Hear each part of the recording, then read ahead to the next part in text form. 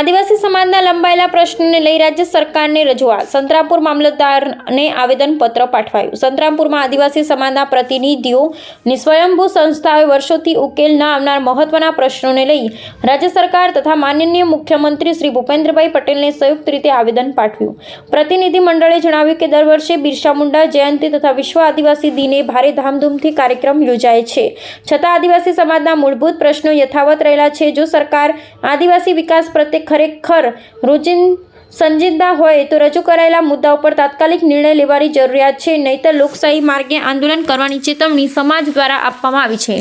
મુખ્ય માંગણીઓની ઝલક. 1. બિરસા મુંડા જન્મજયંતિ અને વિશ્વ આદિવાસી દિવસને રાજ્ય સ્તરે જાહેર રજા જાહેર કરવી. 2. ખોટા એસટી પ્રમાણપત્રો રદ કરી સાચા આદિવાસીઓને ન્યાય આપવો. 3. પાણી, જમીન, જંગલ સંબંધિત શોષણ અને ભ્રષ્ટાચાર બંધ કરવું. 4. આદિવાસી વિસ્તારમાં અનિયંત્રિત ખનન તાત્કાલિક બંધ કરવું. 5. શિષ્યવૃત્તિ મર્યાદા ₹8 લાખ સુધી વધારવી. 6. સ્થાનિક રોજગાર માટે ઉદ્યોગોની સ્થાપના. 7. સહકારી ખાનગી ક્ષેત્રમાં અનામતનો અમલ.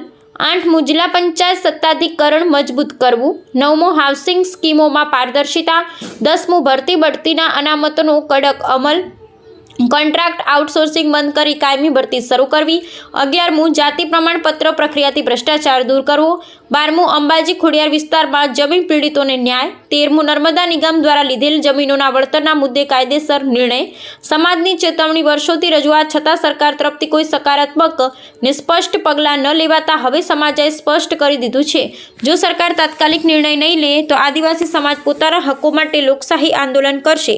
સમાજની અપેક્ષા. આદિવાસી સમાજે રાજ્ય સરકારને માનવીયતા, ન્યાય અને સંવિધાનના આધારે ઝડપી પગલાં લેવા વિનંતી કરી છે.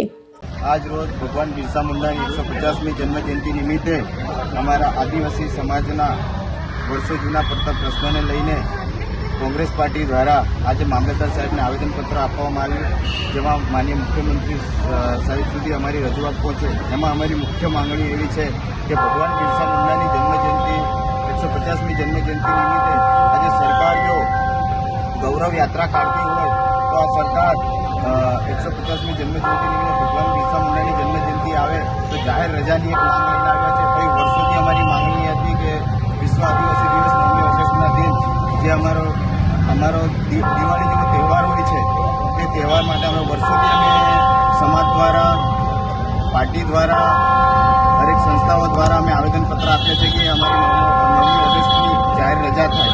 સરકારશ્રીને અમે આ રજૂઆતો વર્ષોથી કરતા આવ્યા છે, તો છતાંય અમારી આ રજૂઆતો ધ્યાન પર લેવાતી નથી. તો સરકારશ્રી અમારી આ રજૂઆતો ધ્યાન લઈને આ રજાઓ જાહેર કરે એવી માંગણી અમે મૂકી છે. મારું નામ પવનકુમાર દામોર, વિરોધ પક્ષ નેતા, સંતરામપુર નગરપાલિકા. ભરતભાઈ દિંડોર, ભંડારા, સંતરામપુર. હવે આજે ખરેખર 150 જન્મજયંતિ બિરસા મુંડા ભવનની બિરસા મુંડા સાહેબની જયંતિની ઉજવણી કરીએ છીએ, ત્યારે ખરેખર આદિવાસીઓના હક માટે જેને જીવન કુરબાન કર્યું, જેના માટે પ્રાણ ત્યાગ કર્યા, એ હકો માટે લડ્યા અને એના અંતર્ગત યુનોએ આ વિશ્વ આદિવાસી દિવસની ઘોષણા કરી. ખરેખર ઘોષણા કરી એ મહત્વની વસ્તુ છે અને એ ઘોષણાની સાથે સાથે એમના અધિકારો માટે એમને ન્યાય મળે, એમના અધિકારોમાં અમલ થાય એ માટેની માંગણી થઈ ગઈ.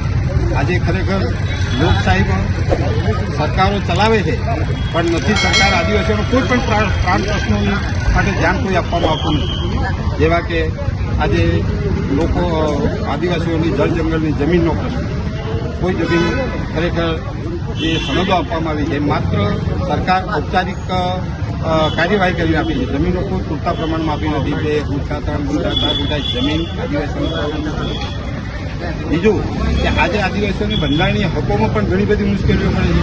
જાતિના દાખલા ખોટા આપીને અન્ય જાતિઓના સમાજના લોકોને અધિકારો આપવામાં આવે છે, નોકરીઓ આપવામાં આવે છે. ખરેખર એ બી અન્યાય છે. સરકારી એ તંત્ર એ બાબત બિલકુલ નિષ્ક્રિય છે. ખરેખર એ સુધારો થવો જોઈએ. બીજું કે પૈસા એપનો અમલ નથી થતો. આજે ડિજિટલ જમાનો છે, ગ્રામ પંચાયતોમાં કોઈ પણ ડિજિટલ કાર્યક્રમ કે કોઈ 7 બારની